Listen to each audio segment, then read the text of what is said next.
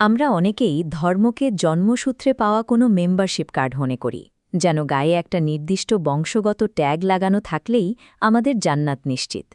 কিন্তু মহাবিশ্বের স্রষ্টার বিচারালয়ে মানুষের দেওয়া এই বংশগত পরিচয় বা লেবেলের কোনো অতিরিক্ত ওজন নেই। আল্লাহস ক্রিয়েশন চ্যানেলের আজকের আয়োজনে আপনাদের স্বাগতম। আজ আমরা সূরা বাকারার ৬২ নম্বর আয়াতের দিকে তাকাব, যেখানে আল্লাহ মানুষের এই ভ্রান্ত অহংকার ভেঙে দিয়ে সফলতার এক বাস্তব চিত্র তুলে ধরেছেন। এই আয়াতের শব্দের বিন্যাস এবং নির্দিষ্ট ক্রমটি খুব মনোযোগ দিয়ে লক্ষ্য করুন। যদি জন্মসূত্রে পাওয়া পরিচয়ই আমাদের মুক্তি না দেয়, তবে সেই নির্দিষ্ট কাজগুলো কি যা আল্লাহর কাছে আমাদের গ্রহণযোগ্য করে তোলে? তার সার্বজনীন বিচারের মাপকাঠি বোঝাতে আল্লাহ এই আয়াতে মানব ইতিহাসের ৪টি আলাদা গোষ্ঠীর নাম সরাসরি উল্লেখ করেছেন। প্রথমেই বলা হয়েছে মুমিনদের কথা, যারা সর্বশেষ বাণীর ওপর বিশ্বাস স্থাপন করেছে।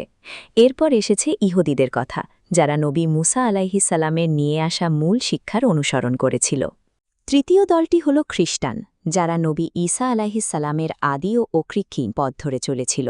এবং চতুর্থ দলটি হল সাবিন, সেই সব মানুষ যারা বড় কোনো সংগঠিত ধর্ম তাদের কাছে পৌঁছানোর আগেই এক স্রষ্টায় বিশ্বাস করত।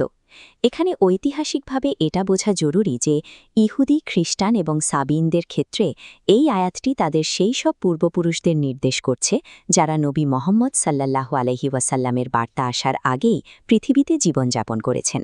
অর্থাৎ সময় বা গোত্র যাই হোক না কেন, আল্লাহর সফলতার মাপকাঠি মানব ইতিহাসের শুরু থেকেই একইভাবে বজায় ছিল। এই আয়াতটি মানুষের তৈরি করা সমস্ত সীমানা সরিয়ে দিয়ে এই ৪ ধরনের মানুষকে একটি অভিন্ন পরীক্ষার মুখোমুখি দাঁড় করায়, যার জন্য প্রয়োজন ৩টি ভিত্তি। স্ক্রিনের এই ৩টি স্তম্ভ লক্ষ্য করুন।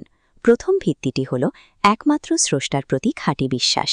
দ্বিতীয় স্তম্ভটি নির্দেশ করছে শেষ বিচারের দিনের প্রতি বিশ্বাসকে, অর্থাৎ জবাবদিহিতার বোধ। এবং তৃতীয় স্তম্ভটি হল সৎকর্ম, যা প্রথম দুটি বিশ্বাসের বাস্তব প্রমাণ। এই ৩টির সমন্বয়ই আল্লাহর সন্তুষ্টির পথ তৈরি করে। আল্লাহর বিচারে সফলতা সম্পূর্ণভাবে মানুষের নিজের কাজের ওপর নির্ভরশীল। এখানে বংশপরিচয়ের কোনো বিশেষ সুবিধা নেই। যারা এই শর্তগুলো পূরণ করবে, আয়াত তাদের একটি স্পষ্ট পরিণতির কথা জানায়। তাদের পুরস্কার রয়েছে তাদের রবের কাছে। এই প্রতিশ্রুতির পাশাপাশি আল্লাহ এখানে একটি গভীর মনস্তাত্ত্বিক নিশ্চয়তা প্রদান করেছেন।